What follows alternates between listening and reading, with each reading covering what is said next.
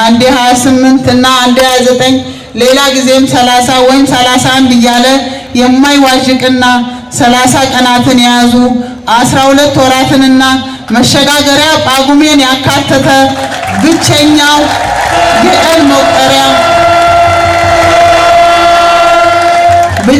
የቀን መቁጠሪያ ካላንደራችንና እነዚህን ዘርዝረን የማንጨርሳቸውን እጅግ በርካታ ቅርሶችን አበርክታልናለች።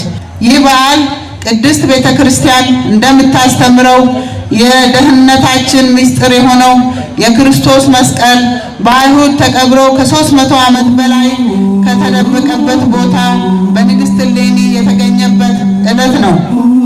መስቀል ኃይላችን ነው። መስቀል ቤዛችን ነው። መስቀል መድኃኒታችን ነው። በድጋሚ መልካም የደመራና መስቀል በዓል እንዲሆንላችሁ እመኛለሁ።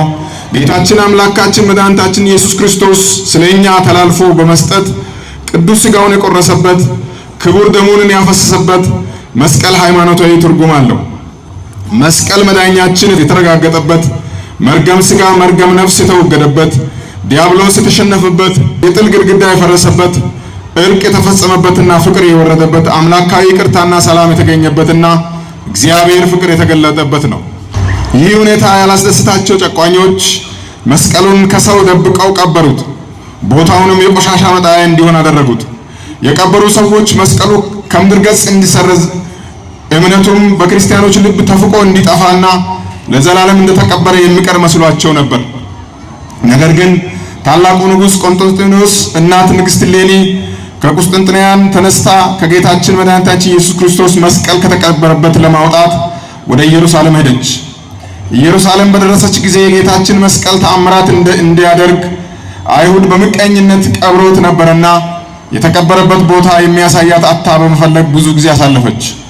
በኋላ ግን አንድ ክራኮስ የሚባል አረጋዊ አካባቢውን ነግሯት ደመራ አስደምራ ዕጣን አጭሳ ወደ ፈጦራ ብትማጸን የዕጣኑ ጭስ ወደ ሰማይ ከወጣ በኋላ መንበር ጸባዖት ደርሶ ተመልሶ መስቀሉ የተቀበረበት ስፍራ አሳያት።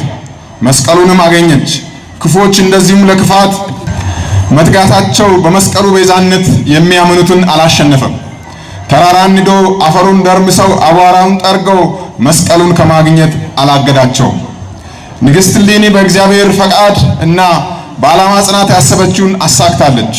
የ2018 የደመራ በዓል በወላይታ ከተማ እየተካሄደበት ባለበት በዛ ሰዓት በብፁዕነታቸው መልካም ፈቃድ የዕለቱ የክብር እንግዳ የሆኑት የሶዶ ከተማ ከንቲባ ወይዘሮ ታገኝ ኃይለማርያም የእንኳን አደረሳችሁ መልእክት በማስተላለፍ በበዓሉ በመታደማቸው የተሰማቸውን ደስታ ገልጸው የኢትዮጵያ ኦርቶዶክስ ተዋሕዶ ቤተክርስቲያን ለሀገራችን በዩኔስኮ በማይዳሰስ ቅርስነት የተመዘገበውን የመስቀል ደመራ በዓል ብቻ ሳይሆን ፊደል፣ የግዕዝ ቁጥር፣ እንቁጣጣሽ፣ ገና፣ ስቅለት፣ ትንሣኤውንና ሌሎችንም በርካታ ዓለም አይኑን ወደ ኢትዮጵያ እንዲያዞር ያደረጉ ቅርሶችን ያበረከተች የሀገር ባለውለታ ናት ሲሉ መስክረዋል። በተጨማሪም ንግግር ያደረጉ የወላይታ ዞን አስተዳደር ረዳት ፕሮፌሰር ሳሙኤል ተሰማ በበዓሉ በመገኘታቸው የተሰማቸውን ደስታ ገልጸው የኢትዮጵያ ኦርቶዶክስ ተዋሕዶ ቤተክርስቲያን ለሀገራችን ብሎም ለዞናችን በርካታ ዘመን ተሻጋሪ ቅርሶችን ያበረከተች የሀገር መከታ መሆኗን ገልጸዋል። በመጨረሻም ብፁዕ አቡነ ይስሐቅ የወላይታ ሀገረ ስብከት ሊቀ ጳጳስና የቅዱስ ሲኖዶስ አባል የእንኳን አደረሳችሁ መልእክት ካስተላለፉ በኋላ ከጌታችን ከኢየሱስ ክርስቶስ መስቀል በቀር ሌላ ትምክህት ከኔ ይራቅ የሚል የመጽሐፍ ቅዱስ ኃይለ ቃል መነሻ በማድረግ እጅግ ድንቅ የሆነ ትምህርትን አስተምረዋል።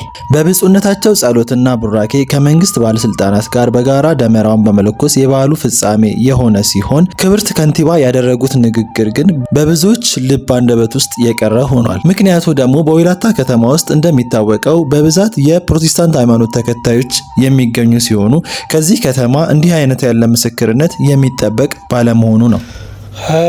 ክብር ይሁን። ብርሃነ መስቀሉን በመልካም ሁኔታ በየቦታው አልፏል። በጣም ግን ማረከኝ የወላይታ ሶዶ ከንቲባ ያደረጉት ንግግር ሁላችሁም ፈልጋችሁ አድምጡት። የኢትዮጵያ ኦርቶዶክስ ተዋሕዶ ቤተክርስቲያንን የገለጹበት መንገድ በቤተ ክህነቱ ቀለብ ተሰፍሮ ማዕረግ ተሰጥቶ ካባ ተደርቦ እያሸበሸቡ እያረገዱ በሹመት የተቀመጥነው ያልተናገርነውን የቤተ ክርስቲያኒቱን ክብር ልዕልና በሀገረ መንግስት ምስረታ ውስጥ ያላትን አስተዋጽኦ በማህበራዊ ትስስር ውስጥ ያላትን ቁልፍ ሚና ዘውጓን ዋናዋን በቃ ፓተርን መሆኗን ቅጣምባር መሆኗን ይህን ህብረተሰብ እስርስር አድርጋ አያይዛ ሸርባ እንዴት አድርጋ በክብር እንዳስቀመጠችው በምን መልክ እንደምገልጸው አላውቅም። ሴትዮዋ ተከበሩት የወላይታ ከንቲባ ከዚህ በላይ ወላይታ ሶዶ ከተማ ከንቲባ ከዚህ በላይ ስለገለጹት እኔ ልናገረው አልችልም።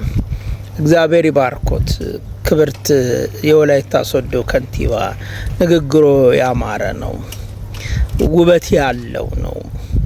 ሰው ለ2000 ዘመን የክርስትናን እውነት ከማህበረሰብ እሴት ጋር ጠብቃ የኖረችን ትልቋን የመንፈሳዊና የባህል የቅርስና የእውቀት መዝገብ ማህደር ሙዚየም ብቻ ሳትሆን ላይብረሪ ብቻ ሳትሆን ህያውና ተንቀሳቃሽ የሆነ በድርጊት ፈጻሚ የሆነች ቤተክርስቲያንን በዚህ መልክ ሲገለጽ ከማየት በላይ እንዳንድ ኦርቶዶክሳዊ አገልጋይ አማኝ ካህን የሚያስደስት ነገር የለ። እውነቴን ነው። ደግመን ብናወራው እንደው አድሎ አይመስልም። ዛሬ በፕሮቴስታንቱም ቤት ሆነ በሌላው ቤት ያለው መጽሐፍ ቅዱስን ያለ ፍርሃት በአደባባይ ይዞ ለመሄድ የቻሉት ኦርቶዶክሳዊ ተዋሕዶ ቤተክርስቲያን ለ2000 ዓመት ለ100 ዓመት አይደለም፣ ለ200 ዓመት አይደለም፣ ለ300 ዓመት አይደለም፣ ለ2000 ዓመት እነ ሶሪያ ጠፍተዋል፣ እነ ሊቢያ ጠፍተዋል። እነ ካርቴጅን የመሳሰለ ትልቅ ቦታ እነ ሊቢያ እነ ቅዱስ ኤፍሬም ሀገር በቱርክ ያሉት ትልልቆቹ አብያተ ክርስቲያናት እነ ኤፌሶን እነ ፊላደልፊያ ምን ብለን እንንገራቸው እነ ሎዶቂያ እነዚህ ሁሉ ጠፍተዋል። የኢትዮጵያ ቤተ ክርስቲያን ግን የክርስትናን እውነት በታሪክም በህይወትም በእውቀትም በማህበራዊ ትስስርም ይዛ እዚህ አድርሳለች። ስለዚህ ከንቲባዋን ንግግር ምንም ትንሽ ሰው ቢሆንም ሳላመሰግን ብቀር ንፉግነት ስለሚሆን የኔ እናት እግዚአብሔር ይባርኮት አብዝቶ ከፍ ላለ ማዕረግና እንዲሁ ኢትዮጵያዊነትን ለሚያጎላ የሥራ መስክ እግዚአብሔር ያድርሶ ያብቃው እላለሁ። መልካም ጊዜ የመስቀል ብያለሁ። እኔም ጥሩ ጊዜ ነው እኔ አርባ ምንጭ መጥቼ ያሳለፍኩትና ክብር ይሁን።